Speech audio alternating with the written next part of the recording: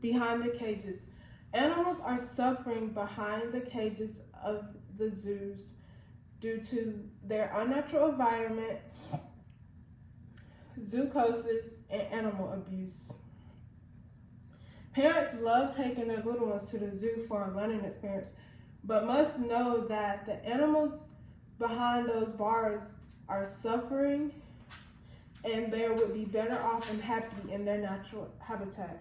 Today, I will discuss the impact on the captive animals that are put in an unnatural environment when they are thrown in a zoo, and they will start dealing with zoochosis and animal abuse. What is a zoo? A zoo is short for the word zoological park. The first era of zoos were created by a private collection by wealthy people to show off their powers, which were called Menages in the 2500 BC. Modern zoos became a thing in 1973 in Paris, France, during the Age of Enlightenment. During this time, science, reason, and logic were promoted as ideal society and a government. The scientific focus of the Age of Enlightenment extended to zoology. Scientists wanted to research the animal's behavior and anatomy, but for this to be possible, they had to put the animals in a place as close as their natural environment so they would feel safe and they could get a proper research.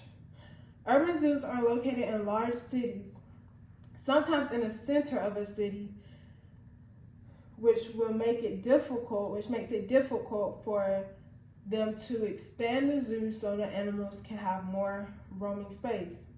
So with that being said, that gives you the idea that the animals are living in a small habitat, a small unnatural habitat when they are put in a zoo. Animals who like to roam, fly, or swim long distances do not get that option anymore when they are put in a zoo.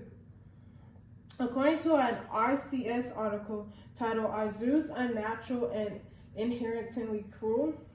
written by Rose Pormore, a 2008 study discovered that elephant zoological habitats are on average about 1,000 times smaller than their wild habitat.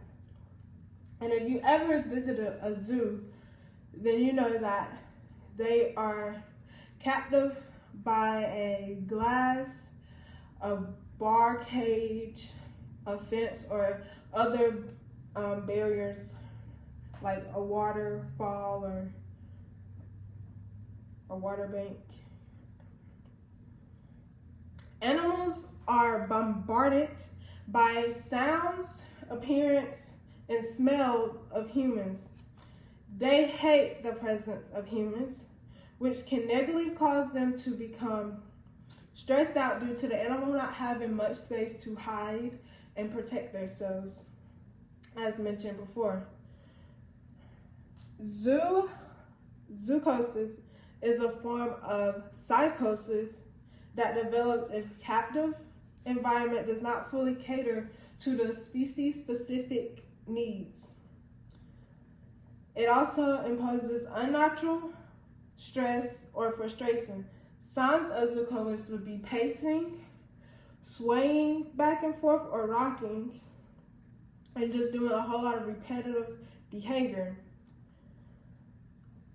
An article by Born Free titled "Is Zoochosis Real?"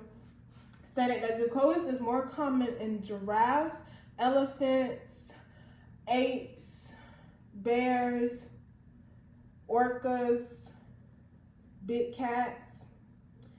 And the co-founder of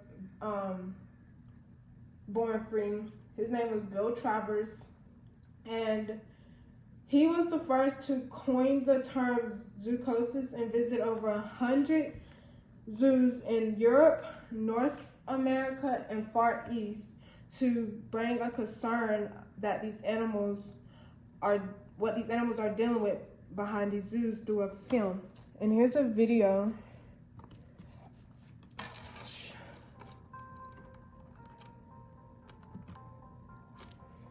of zoochosis.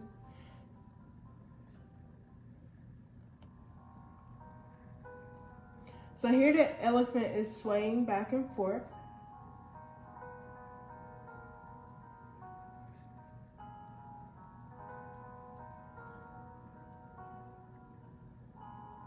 Pacing back and forth.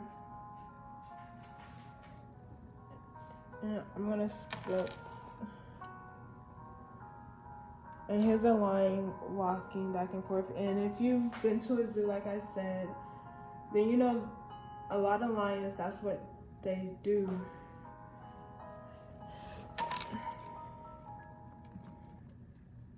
And right here, this is like a sign that zoos have by the exhibit, just to give you information about the animal. And the question is, why does Alice rock back and forth? And I don't know if you can see it or not, but they basically were just saying that she shows a bunch of emotions, and that's just something she does when she's excited, when in reality, that's the opposite. She's in distress and is just not happy. But they put it as that she's happy, and that's just an emotion that she shows. We visit zoos day in and day out without knowing what goes on behind closed doors. Animals are happening to be mistreated behind closed doors. Some zoos have feeding stations where you can go and feed the animal. They'll put the food in a cup. And some people are just very ignorant. And I don't know for y'all, but I have seen a cup, one of the food cups inside of the exhibit with the animal. Because I guess the animal got tired of eating the food, so they just throw everything out into their exhibit. Or sometimes they will throw trash at the animals because the animal is not doing what they want it to do, and they just get aggravated and throw trash at them. According to a National Geographic article titled "Hundreds of Zoos and Aquariums Accused of Mistreating Animals," the WAP, also known as the World Animal Protection report criticized African Lion Safari, which also features other African animals, for offering elephant rides. Animal mistreatment is more than hitting or beating an animal. It also includes harmful training techniques, separation from family members, and forcing animals to behave in abnormal ways. According to Animal Liberation article titled "Zoos," an elephant was stabbed several times by a trainer who was getting frustrated trying to control the distressed animal. Animals are struggling to live behind the bars of the zoo, dealing with the unnatural environment they are giving, zoochosis, and animal abuse. We learned that zoos are not the best place for wild animals due to the unnatural environment, zoochosis, and animal abuse.